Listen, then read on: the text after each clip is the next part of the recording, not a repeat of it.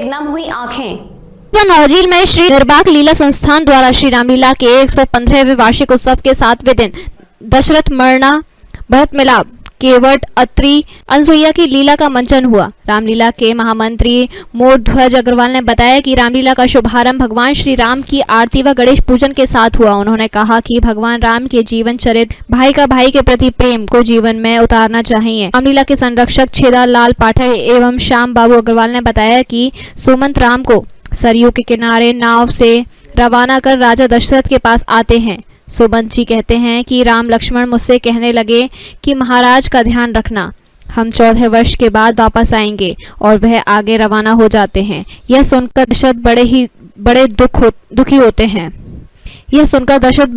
होते हैं और विलाप करते करते अपने प्राण त्याग देते हैं। वशिष्ठ ने सुमंत से कहा कि भरत और शत्रुघ्न को उनके ननिहाल से आने का न्योता भेजो। राजा दशरथ को अंतिम विदाई दी जाती है। उसके बाद भरत और तीनों रानियां राम को लेने के लिए वन में जाती हैं। भरत कहते हैं कि भैया यदि आप वापस नहीं चलोगे तो मैं अपने प्राण त्याग दूंगा। राम भरत को समझाते हैं और कहते हैं कि पिताजी का वचन निभाना हमारा कर्तव्य है। भरत कहते हैं कि आपका चरण पादुका लेकर जाऊंगा और 14 वर्ष तक उसे राजगद्दी पर रखकर वन में चला जाऊंगा। भरत राम की चरण पादुका लेकर अयोध्या वापस आ जाते हैं। रास्ते में अत्रि अनसुईया मिलती है। इस दौरान अनसुईया सीता को घर के जीवन का पाठ पढ़ाती है।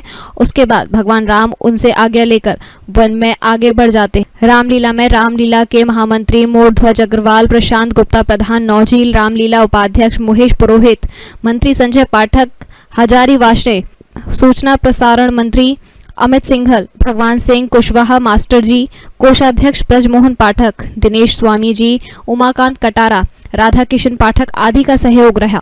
अनिल शर्मा, नौझील समाचार 24।